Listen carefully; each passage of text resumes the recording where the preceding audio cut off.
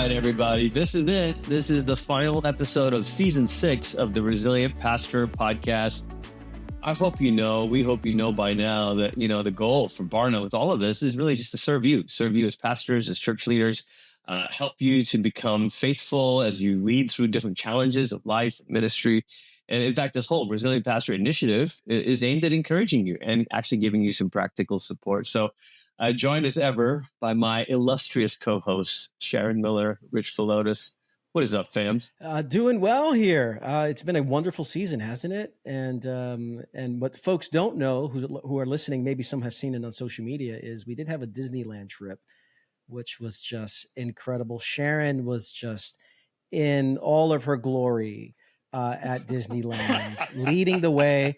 Now I understand why people follow Sharon because she was decisive, wasn't she, Glenn? Leadership. She's a leader. Yeah, she's a leader. And she not only was she decisive, she was persuasive. Right. Because we went as couples, and we had some of the Barna team with us, our producer Lauren and Joe Jensen, and Holly and I showed up later. But Sharon, you had an agenda, and it was like you get on the train or don't get on the train. Like some people talk about church leadership is get on the bus to get on the. You were ready to run. Go hard or go home. I know. I felt responsible to make sure that we did not do Disney wrong. I feel kind of like you were trying to show up like a bunch of rookies, and that is not. That's not how I roll. I don't think that's how Rich and Rosie roll. I feel like y'all were like ready. Y'all had your game faces on. So especially, I wish we had we could post in the show notes pictures, all of my ride photos where Rich was ready for every picture. You somehow knew this is like your spiritual gift. When they are going to take your picture. And you are going to be ready for those pics. It took me a few years, but I'm a pro. One of the highlights was we had lunch with Peter McGowan, and he was talking about kind of story and Disney and imagination and church and ministry. And I just thought that was really interesting, that the crossovers of what imagination can do for leaders and for leadership. We were like, why are we rolling tape at this lunch? Yeah, that was really incredible getting to talk with Peter. For those who don't know his company, what is the name of his company? It's Story Brand, something like that. Another organization called Plain Joe's, and then something for like marketplace kind of organizations and such. But yeah, it was an incredible conversation where he was sharing a lot about the inspiration for his company. Story is like a huge part of it. And he was sharing how, Jesus was a storyteller, how Walt Disney understood the power of story. And I actually, after that conversation, one book that you guys mentioned was Creativity, Inc. And I have since read that book and highly recommend it. It was really, really helpful, as a leader as well. So, yep, it was a great day. I think one of the most fruitful things we can do as pastors and church leaders is to get out of our own field, if you will, a little bit, and make cross connections with other fields. It's just so that's part of creativity, is creative connections with other fields, other spheres. Speaking of story, every story has conflict, has pain, and every leader's story has pain. And Sharon, you're going to be talking with Nona Jones about that, about pain in a leader's story. And for those, our listeners who may not know, Nona Jones is a pastor. She's a business executive, a global speaker who leads Open Door Church with her husband. She's the founder and CEO of Inside Out Leadership, where her team helps individuals and organizations unleash the power of resilient leadership. She's the best-selling author of a number of different books. Her newest book, which I think you guys are talking about, is called The Gift of Rejection. So, Sarah, tell us a little bit about that conversation with Nona. Yeah, we talked about how rejection can ultimately be a gift that shapes our purpose. And honestly, this was a really great conversation. There was a lot about it that was really, really helpful, especially when she gets into talking about how to process rejection. I think that is a toolkit that every pastor needs is how to process our rejection, how to metabolize it, so to speak. And so before we get into that conversation with Nona, I actually wanted to hear from you guys about how you have learned to process rejection, because this is something we talked earlier. I believe it was with Anita Phillips. We talked about betrayal, which is very similar, but I think that rejection, it does have the power to sour us, to really poison the well of our souls, so to speak. And so I'm curious how you guys have learned to process it in your own ministry experience. Well, I would say I can't think of pastoral ministry or leadership, for that matter, outside of the possibility of rejection, and not just the possibility, but the reality of rejection. But I think it's important, first of all, to nuance something a bit about our own experiences and how we interpret these moments would feel like rejection. I think sometimes there's disagreement, people moving on, and we immediately go to, they're rejecting me. And I wonder sometimes if we just need to expand our thinking, in that sometimes people are just redirected. Sometimes it's a different season in life. Sometimes God is calling them to a different community because of various needs that they have, various passions that they have. And so instead of personalizing it immediately, I think sometimes it's just a matter of redirection, and that's okay. Additionally, I think when people disagree, for example, if I'm not careful, I could interpret disagreement and disappointment through the lens of rejection. And which means I think we all have some interior work to do. You know, someone says, I'm going to another church. Comparisons creeps in. Oh, they're better. You know, that pastor must be better preaching than I am. Their church must be better than I am. And so I think it requires a level of interior examination that focuses on, you know, a lot of the stuff we're feeling in the moment is not really related to the moment, but stuff that's happened in our childhood, adolescence, young adulthood. And so how do we now filter these experiences? I think the invitation is really to interior examination, first and foremost. I like that a lot. I like that a lot because most of the time, people are not malicious. They're not trying to wound us. And yes, sometimes we can reframe rejection through interior examination to kind of say, oh, hang on. This is what's happening. And I had an experience recently, you guys, where we announced a major kind of leadership decision that the elders had been on a discernment journey about, and we had made this announcement just a month or so ago. And it was received with so much joy and so much peace. And partly it's because we took our time having the conversation slowly and then communicating the outcome to tiered groups of people, which I think, by the way, you know, when you're leading, it's very important to think of these things as having three phases. There's a discussion phase, and that's got to be robust and real. And then there's a decision phase where you got to have a clear landing point, and your decision needs to be focused, not abstract or general. It needs to be as specific as possible. And then there's a delivery phase, which is how do we deliver this decision? And I think I'm so proud of the team and how they did a great job in every turn of it. And yet, you know, I met with a person from our church recently who just made the decision to leave the church because they were unhappy about the decision. But here's what was amazing about it. Number one, this individual approached me with honor and humility. And he's like, before we begin, I just want you to know I love you. I was like, dude, that's amazing. And I was like, oh, I love you too.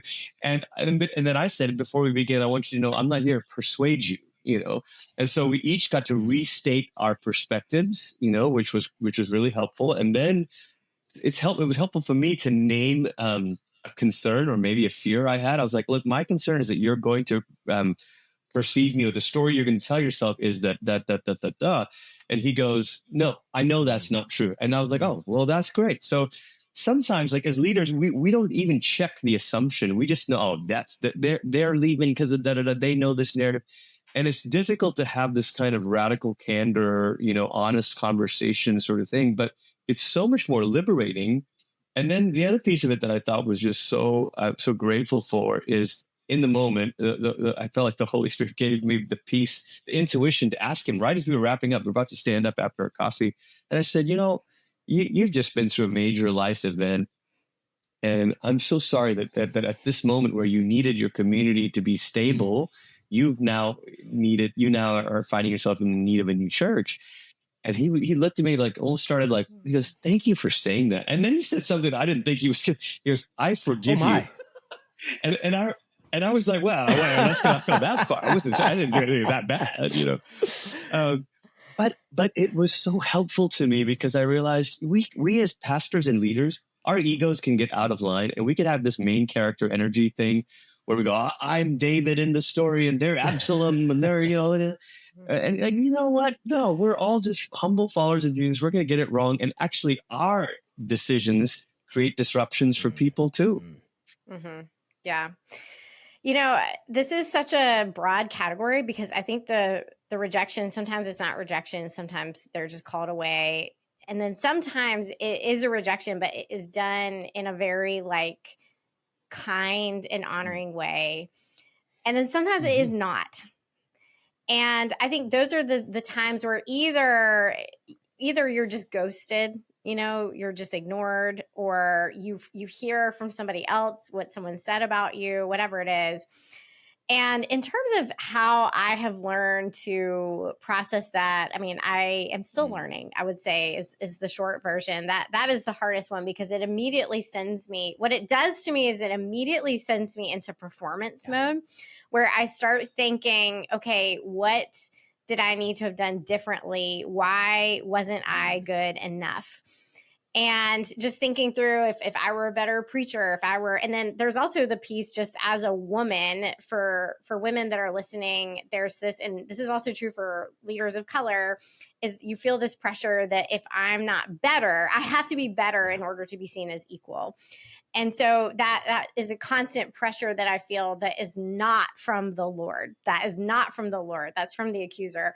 But it definitely, rejection kind of sends me down that path where I'm having to remind myself, and I actually just posted about this on social media, but having to remind myself that Jesus, no one performed better than Jesus. You know, he performed miracles. He healed. He was the best preacher. He was the best small group leader, all the things.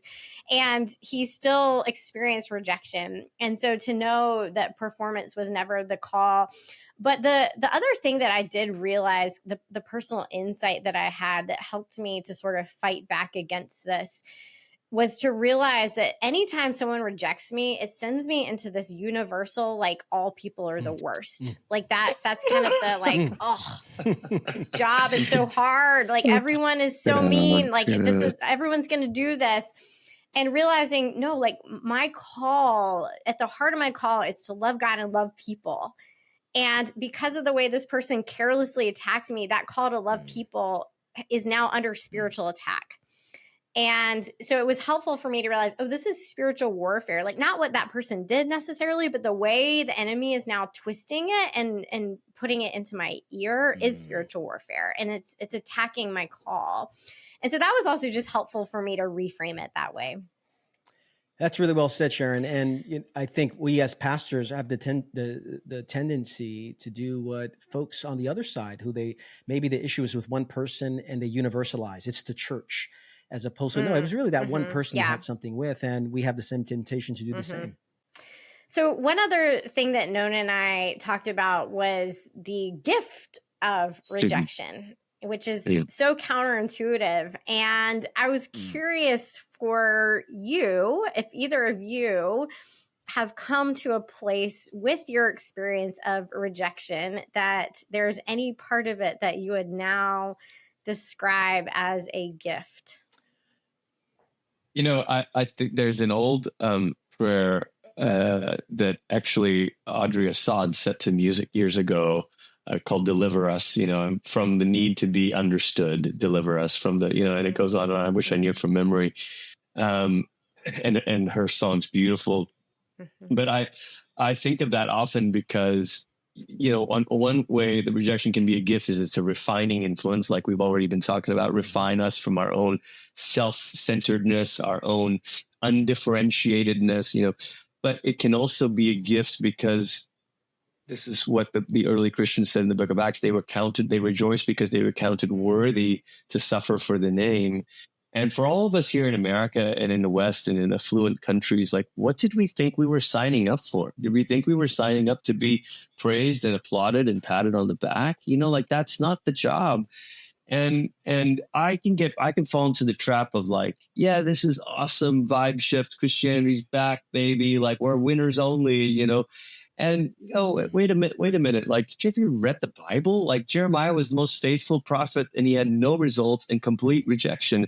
Jonah had all the results, but was not a faithful prophet. So it's like, where what are we tying this to here? So rejection can actually be a great gift of saying, oh, you get the honor of joining a long line of the people of God, representatives of God who suffered just as Christ suffered. Yeah, it's beautiful, Glenn. Where my mind goes is around the rejection serves as a gift insofar that it reframes the source of validation and the purpose of my vocation. So validation and vocation. How's that sound there? You feel the spirit, Glenn, with that? I got it. Validation insofar that the gift is my ultimate sense of purpose, meaning, identity is found in the validation of God's voice, the love of God that comes through Jesus Christ. Who am I? I am loved by Jesus. That's my identity. And it brings me back to that center as opposed to finding my sense of well-being, purpose, meaning, my okayness, my enoughness, in the words of others. But it also, I think, calls me and compels me to remind myself of my vocation, that as a pastor, as a leader, I could lead in such a way where I am searching for the validation of others and living from that place, which means I'm not going to say hard things, which means I'm not going to say what needs to be said in particular moments.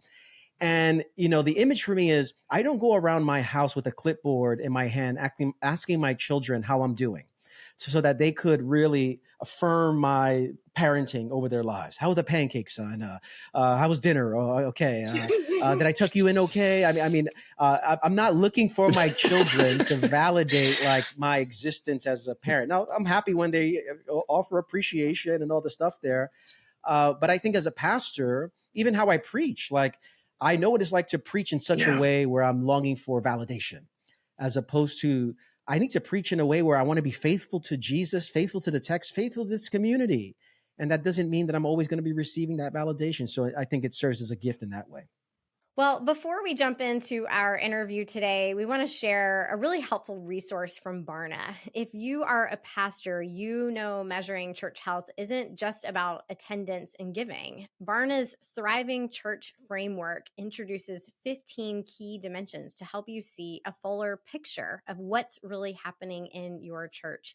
You can grab your free introduction to Thriving Church at barna.com/measuring-what-matters. And now to my conversation with Nona Jones.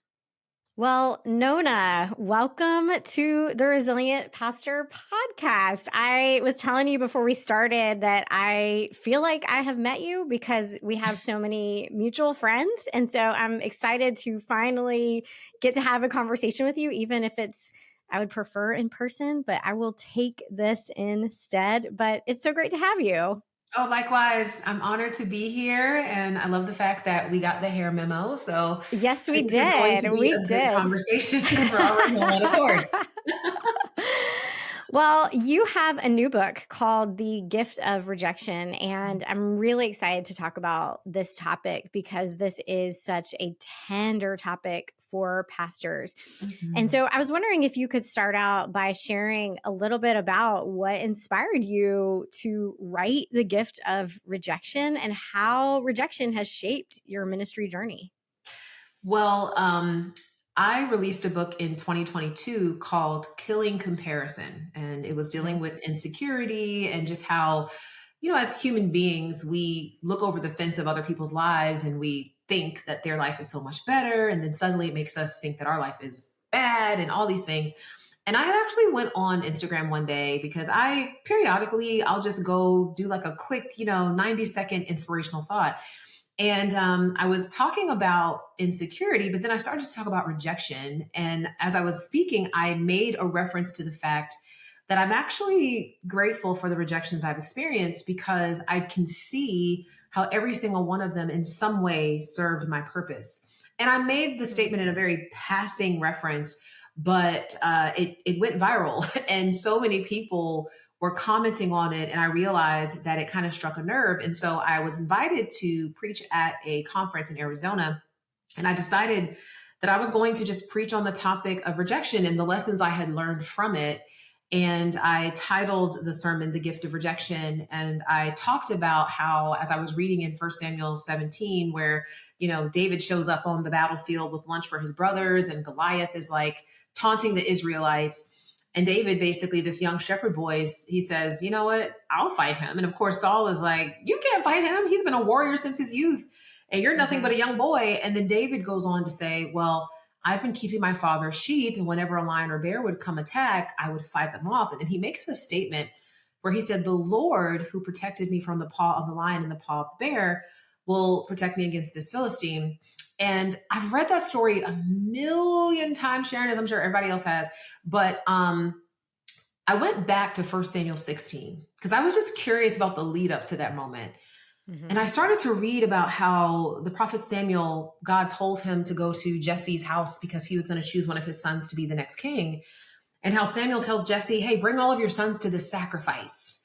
And of course, he doesn't tell Jesse why, but he just tells him to bring all his sons. And then he looks at all 7 of the sons that showed up, and he's like, the Lord hasn't chosen any of these. Are these all the sons you have? And then Jesse says, no, they're still the youngest. He's out in the field tending sheep. And when I read that, I got this picture of, Samuel and the 7 sons and Jesse. They're, at this sacrifice. They're all together having a great time. And then there's this young shepherd left in a field by himself where his dad knows where he is, but he just doesn't invite him to the sacrifice.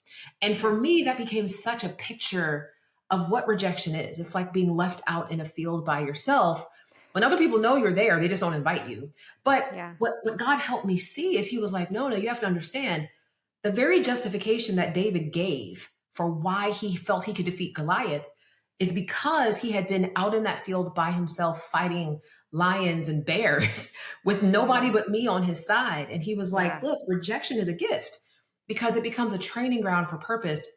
And I think that knowledge, that awareness really kind of catalyzed an inquiry in me, which was like, man, is that true? And if that is true, how could rejection be a tool for purpose for other people? So that's really where it came from. And I can tell you, I've been in ministry since I was 17. My husband and I have been serving a local church as leaders since 2015. And the level of rejection that I've experienced in that time has been significant. And yet I can also see the hand of God in every single situation. So that's where it came from. I love that. Well, I love that idea. And that's so encouraging, but I want to ground this in the everyday lives of the pastors who are going to be listening to this, because as you know, you and your husband lead a church as well. And so this isn't just hypothetical. You have lived this, you have walked through the kind of rejection that people who are listening to this have walked through, are walking through. And so I was curious if you could give an example from ministry of how you have walked this out, how rejection in ministry has served you in your calling. So many, but I will give you one. And I want to first say to every pastor watching this, I think what tends to happen is we either self-spiritualize rejection or others spiritualize our rejection experiences. And what happens is it's like, well, you shouldn't be hurt because you know what the Bible says, or you shouldn't be hurt because if you have a relationship with Jesus, that should be enough. And the truth is we're all human. And so rejection is going to hurt, because in order to even experience rejection, you had to first have the hope that you were accepted. And I think as pastors, what happens is we give so much and we give so freely.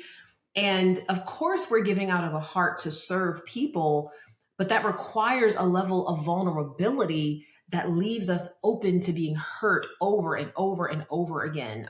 One example that I can think of is, at my church, we don't have a large church. It's a couple hundred people. And so what happens is, as pastors, you get it. You end up doing a lot of things. And so at one point, I was leading our women's ministry. I'm on the leadership team. I was leading our worship team.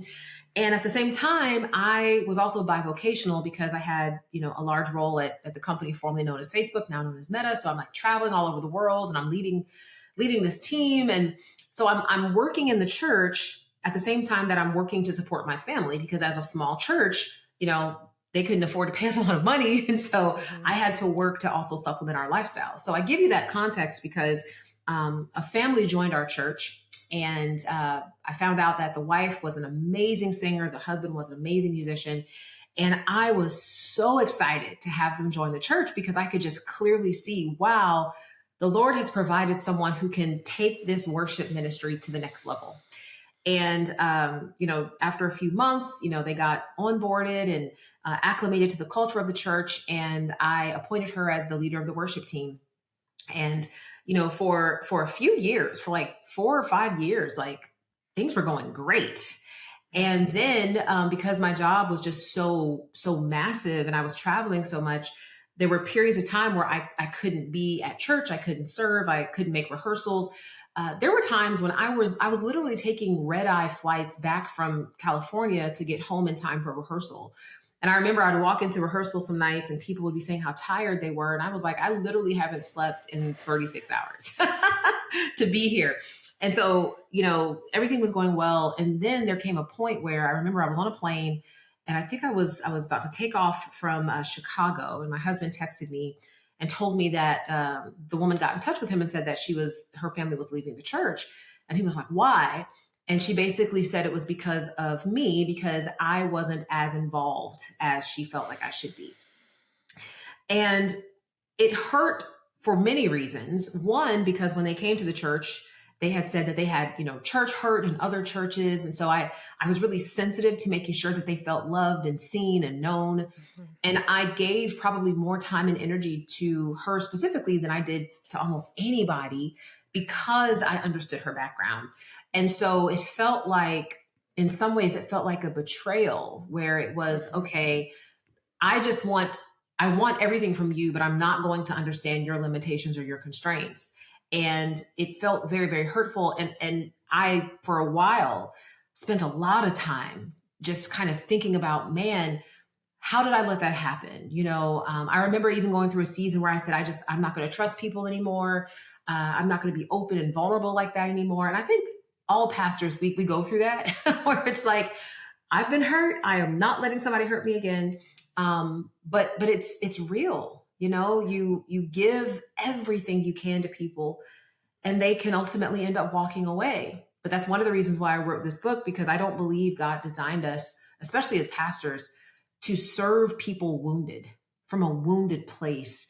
I believe he desires for us to be healthy and whole, no matter what other people choose to do. Wow. That's a story that we can all relate to. And especially the caring for someone who is coming to you with church hurt. Yep. And one of the things that I have really had to wrestle with is the reality that sometimes what you are actually doing is creating the space where people can actually heal. And that sometimes allows them to process a lot of ugly stuff. It allows their full brokenness to be processed, and you're there with it. And sometimes that is all that you're doing, is creating a space for them to heal, and then they don't stay. And that is incredibly painful because we experience that over and over again. I was looking at some of this Barna research around pastoral burnout and talking with you about this before we started recording, and you said something really interesting. So Barna has some updated data around burnout. As of February 2025, over half of pastors, 52%, say feeling tired or burned out is impacting their ability to lead their church. And so that has been a high number, and it remains a high number. But what they found is that it's not just about exhaustion. About 1 in 3 pastors, 33%, say they feel lonely or isolated. And that specifically is what's affecting how they lead. Now, the thing that you said that was really interesting is that, and we all know this, loneliness is not always a reflection of reality. And you said that sometimes that feeling of being lonely or isolated is actually almost like correct me if I'm using like the wrong term, but almost like a protection mechanism of this anticipation of rejection. Can you say a little bit more about that? Yeah, I think this pastoral ministry is such a peculiar vocation because it's a scenario where you you have to create space for others to feel safe, but in creating that space for others to feel safe, you have to also guard yourself from the people that you're trying to create safety for from hurting you. And so you can find yourself feeling lonely and isolated. And I think the other challenge with pastoral ministry is, and this is just human tendency, is, we get put up on a pedestal where it's like, you can do no wrong, basically. Like, the word, you are the pastor, you are the leader, you are the mouthpiece. Therefore, you should have no needs.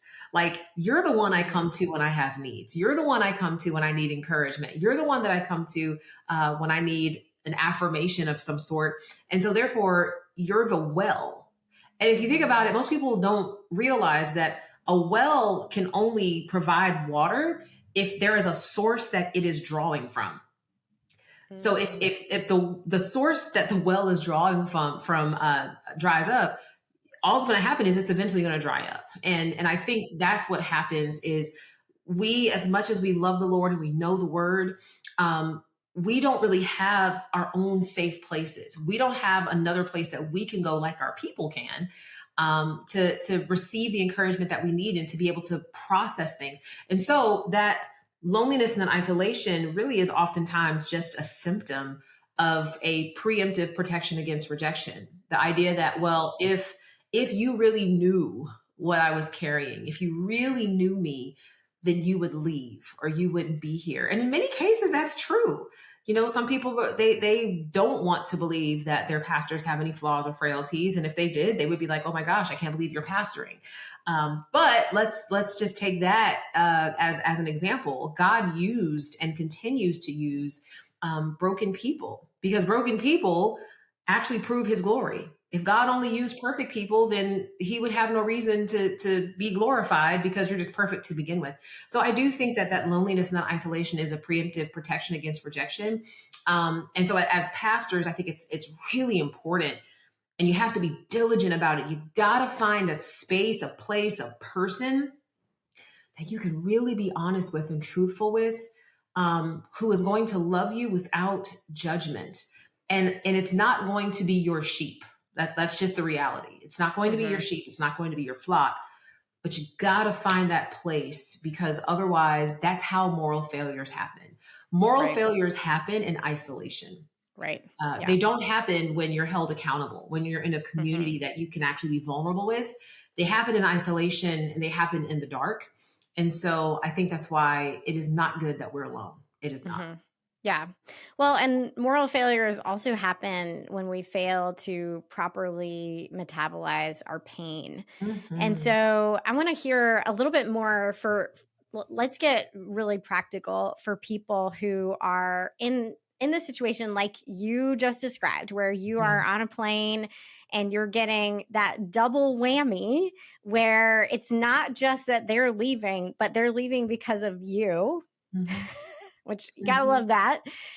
What are I know. What are practical steps in that moment to, and maybe in that moment you can't begin that processing quite yet. Maybe you just need to feel the pain and grieve it for a little while. But how can we practically process rejection? Because you said the whole point of this book is so that we can be healed. Yeah. What are the steps to walk through rejection back toward healing? Sure. So I won't get into all the details, but in the book, I provide what I call the open framework. And that framework is what I believe will help you open every single rejection to really figure out the lessons that it can teach you. And that is really the premise of the book, which is, the pain of rejection is real, but that's not the gift. Pain is just its wrapping paper. The gift is on the inside. It's the lessons that it can teach you about yourself, about other people, and about God. That's what makes rejection a gift. And so there's 4 gifts that I talk about in the book. The first is that the gift of rejection positions you for purpose. One of the things that I had to realize is, if you think about your life, most people not all, but most people are doing things that they would have never thought they'd be doing. Like I never, ever, ever thought that I would be speaking and writing books and having a business and all that. I thought I was going to be a physician. I thought I would be an oncologist.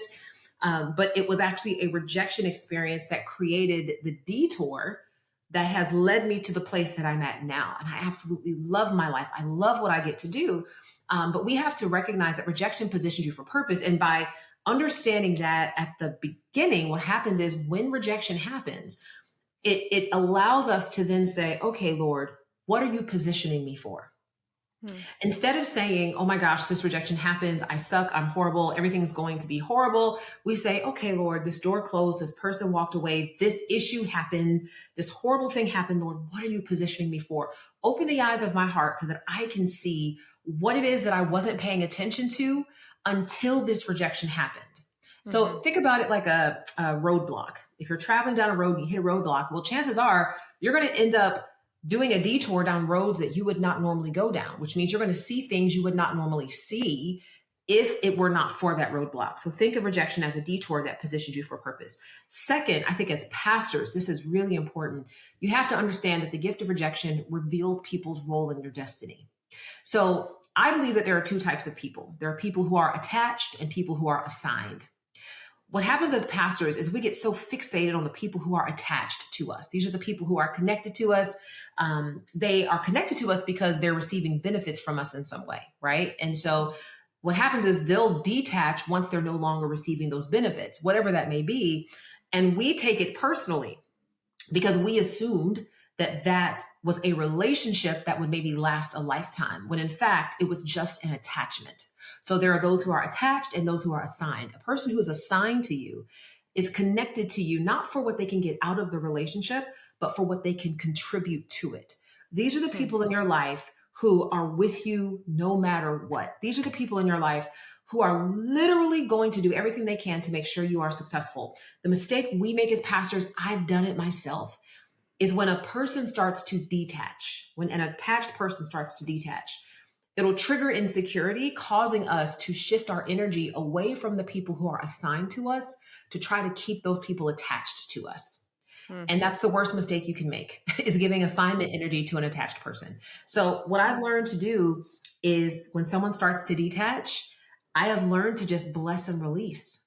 You know, I don't own any relationship. So it's like, all right, well, if your season here is over, what I know is that just means that God is going to make some things happen to bring the right person. So I'm not taking it personally. I'm not holding a grudge. Still going to pray for you and your family. And I recognize that God's hand is in it. So that's the second thing.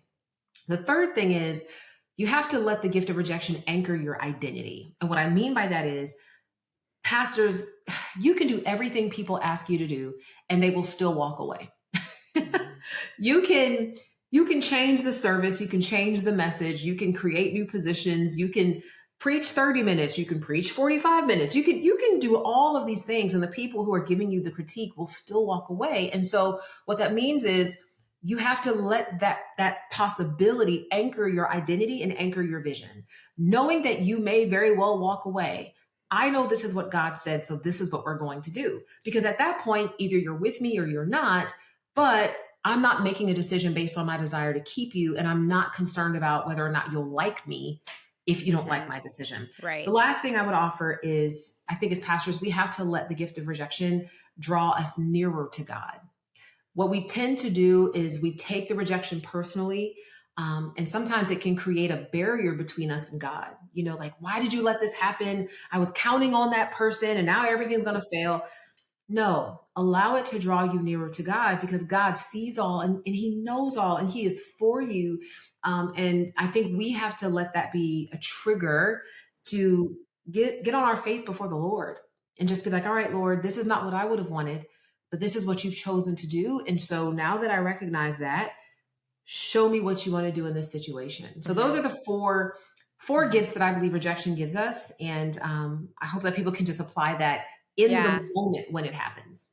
That's so good. I love that. And, you know, those are easier said than done. Like, I think you really have to process that with the Lord. But Those are really wise and insightful. One question I have for you, because I have found for me personally, so much of this is about expectations.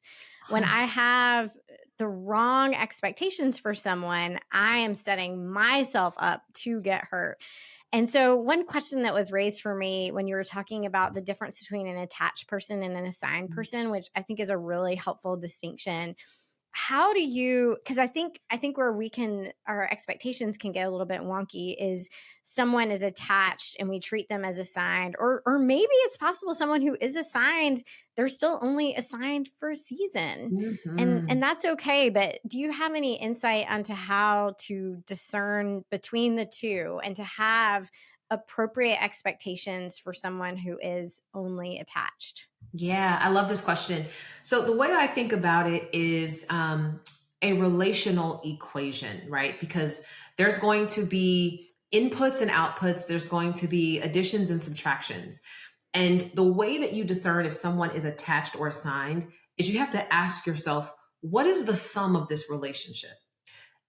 Is it that it's a net positive because we're both adding to the relationship? Is it a net negative because they're withdrawing more than they're adding? Or is it neutral, where if I give, they'll give, if I subtract, they'll subtract, right? It's like, is it kind of a they're in if I'm in? If it's a net positive, that's most likely an assigned relationship. That's someone who makes you better. That's someone who actually gives you the ability to do things you wouldn't normally do because they're contributing. But when it's a net negative, or even I would say a neutral, chances are it's an attachment. And that's not a bad thing, because attachments can serve their own purpose. You brought up the idea of is it, a season? Sometimes it's a reason, right? Somebody comes into your life to fulfill a very specific purpose, and then they suddenly disappear, or the relationship dissolves. And then sometimes it's a season. Maybe there's something you're growing or you're building, and they're there for you in that moment. Or maybe it's a crisis that you're in and they're there for you in that moment, and then they're gone. But it doesn't have to be a lifetime. And I think the challenge for us in pastoral ministry is we believe that it's for a lifetime because we know our calling is lifetime. So we know that, listen, even if you retire from a pastoral vocation, you're still a pastor. Like, your heart is still to pastor people. And so because we have a lifetime calling, we assume that it's going to be a lifetime relationship. And we just have to approach it as, okay, I'm going to give as the Lord gives me grace and wisdom to do so. And prayerfully, you'll do the same. But there's no expectation of that. I heard somebody once say, and I think this is so powerful, is we have to love people, but be in love with God. And that's so different, right? It's like sometimes we're in love with people, and that's where a lot of the hurt comes from. But you said a point earlier that is true. This is not easy stuff. Like, our humanity is going to be hurt by somebody choosing to walk away. It's as we put this process into practice and we build the muscle of resilience spiritually and emotionally and mentally, that we'll start to see some of the reward from it. And I've had to do it over the years. So I would not want anyone to think that it was just a one and done. Oop, I got the revelation, now all is well. I've had to put this into practice for years and get to a place where now, when I experience rejection in the moment, I'm able to bounce back because I have built that muscle over time. Yeah. Yeah, I love that. I'm going to use the attached assigned because for me personally, expectations has been huge. And so identifying who are the people who it is a wise risk for me to be vulnerable with, that I know that they are assigned to me in a sense. They are wise, they're careful with my feelings, they are mature in faith, they're committed to this church. Does that mean they will never hurt me? No, it does not, because they're not Jesus. And just getting to the point of realizing there's only one truly safe person, and that is Jesus. And that doesn't mean cutting myself off. It doesn't mean anticipating rejection with everyone. It just means right sizing my expectations for human beings. Yep. And so I really love that distinction. There's so many more questions I could ask you, Nona, but I'm grateful that you have put this resource out into the world, because I know a lot of pastors will need this book. But thank you so much for joining us. And I would love it if you would pray over everyone who is listening to this as we close. I would love that. Let's pray. Father, you you see the hearts, you see the minds of every woman, every man who is listening to this conversation, watching this conversation. God, you see the hurts, you see the disillusionment, you see the discouragement, God. You see the confusion and the questions. My prayer right now, Lord, is that your peace, which surpasses all understanding, God, may it guard our hearts and our minds through the power of Jesus Christ. I pray, God, that you will grace your sons and your daughters for the work that lies ahead, that the enemy would not be able to speak louder than the call on their lives. I pray, God, against burnout. I pray, God, against isolation and loneliness. And I pray that you will orchestrate the path needed for them to connect with a community that can be safe and a community that can hold their hearts and their minds in high esteem and protection. I just pray a special blessing upon their ministries as well, God, and that they would be able to withstand the fiery darts of the enemy, recognizing that they are called, they are graced, they are chosen for such a time as this. In Jesus' name I pray. Amen. Amen. Nona, thank you. My pleasure. Thank you for having me. Thanks again, everyone, for joining us for another season of the Resilient Pastor Podcast. And I hope you've enjoyed it as much as we have. We clearly enjoy hanging out with each other, and we hope you're enjoying hanging out with us too. And if you are encouraged by these conversations, please do let us know on social media. We're pretty easy to find. Tag us, leave a comment, leave us a review on Spotify, Apple Podcasts, wherever it is that you listen, YouTube. We're praying for you. And can't wait to continue the journey, pick up the journey in the next season of the Resilient Pastor Podcast.